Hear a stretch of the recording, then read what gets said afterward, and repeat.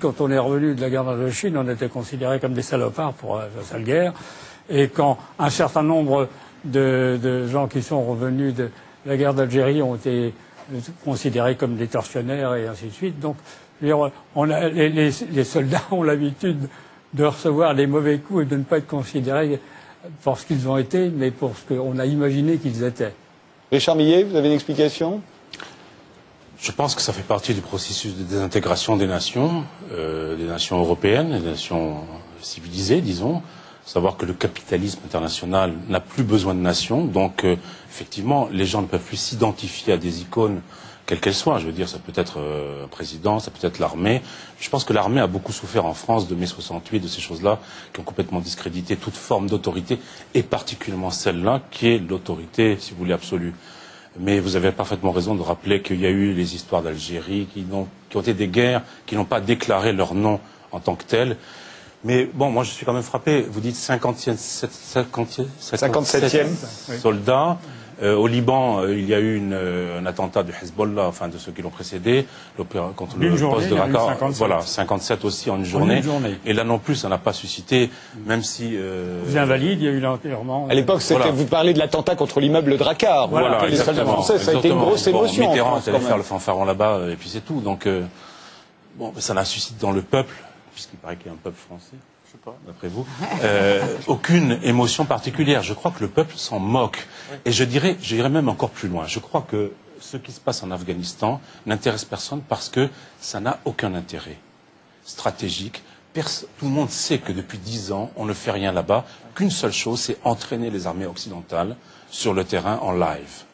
Je suis extrêmement cynique et je suis désolé pour ces soldats qui meurent, mais tout le monde sait qu'on ne gagnera jamais cette guerre contre les talibans, etc.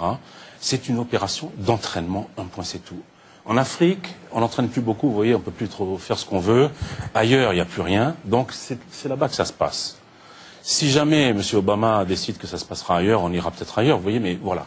Donc c'est une guerre d'entraînement avec des risques, ça. Je suis désolé d'être cynique, mais... Oui, non, c'est pas seulement ça. Il y a, comment dirais-je, il y a une menace qui est quand même qui vient d'Afghanistan. Vous n'avez pas besoin d'aller là-bas pour contrer les menaces qui peuvent avoir lieu ici. Je veux dire, nous avons suffisamment de musulmans ici pour que les...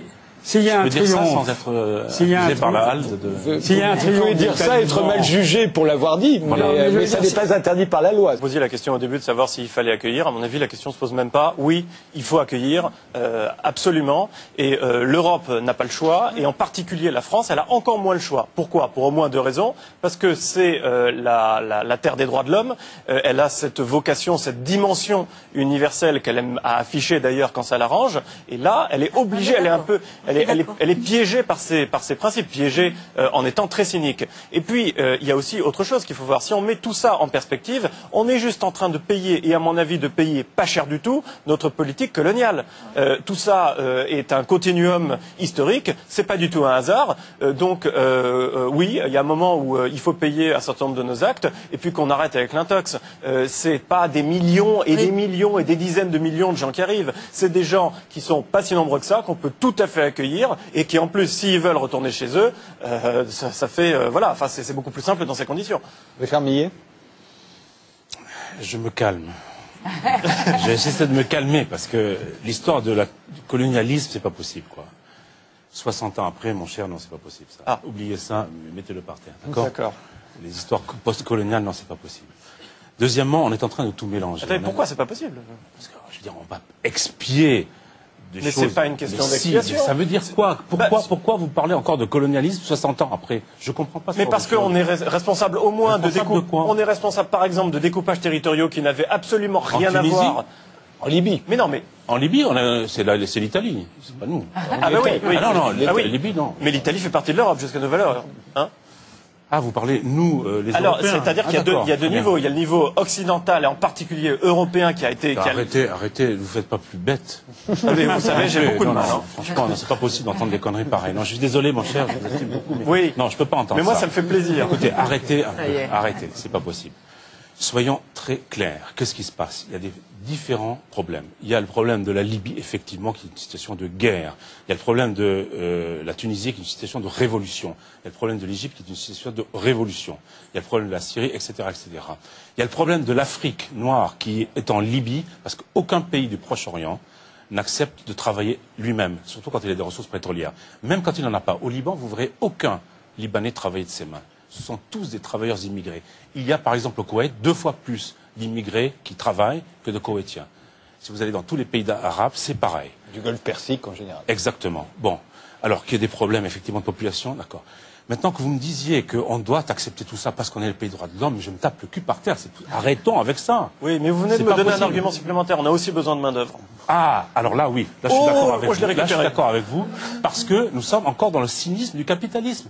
Tout ceci, c'est du Hollywood. Quand j'ai vu ce film, quand j'ai vu ce reportage, c'était le dernier Spielberg. Vous avez entendu le ton du journaliste. Enfin, c'est extraordinaire. On a l'impression d'une présentation à Cannes. Vous parlez de Cannes, voilà, c'était Cannes. Vous voyez?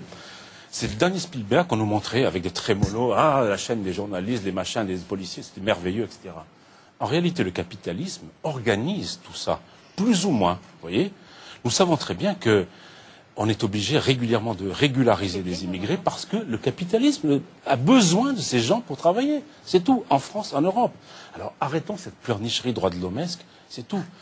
Régularisons, acceptons-les ou foutons-les à la porte, mais arrêtons cette pleurnicherie. Pierre Schondorfer. Moi, je suis partagé. Il y a un côté chrétien, il faut les accueillir. Il y a d'un autre côté, en accueillir, oui, mais combien? Il y a à un moment donné, j'ai peut-être à tort, j'ai une partie de moi qui pense que une partie de la nature française, enfin ce que j'appelle moi la nature française, sera dissoute dans quelque chose de plus vaste que je ne ressens pas et qui m'inquiète. Donc je suis partagé, je ne sais pas. C'est pas moi qui dis ça. Parce que non, j'allais dire que vous étiez vraisemblablement d'accord, Richard Millet. C'est un des sujets de votre livre. Mais par rapport à un Français d'il y a un siècle, vous êtes déjà très dissolu. Hein. La dissolution, elle est permanente. Mais vous plaisantez. Vous-même, vous êtes peut-être dissolu. Mais... Oui, moi je suis très très dissolu. Oui, je le revendique. Ce que je voudrais dire simplement, c'est que... Je suis aussi. Voilà, c'est ça, ce que je voulais dire. Oui, et moi, Bueno. Mes grands-parents ont fait acte de francisation. Oui. Françoise Héritier. Oui, ce que je voudrais dire, c'est que sans les autres, nous sommes condamnés à l'extinction. Je veux dire, les immigrants, à l'heure actuelle, ils sont extrêmement... Ça représente une fraction, une toute petite fraction, un tout petit pourcentage de la population française. En revanche, nous sommes faits tous avec des ascendances. C'est très rare de pouvoir se dire qu'on est français à 100% et que toutes ces branches sur 25 générations sont toutes issues de... Le français de souche, c'est un mythe, alors que si on réfléchit à l'européen de souche, déjà c'est un petit peu plus... On peut en trouver.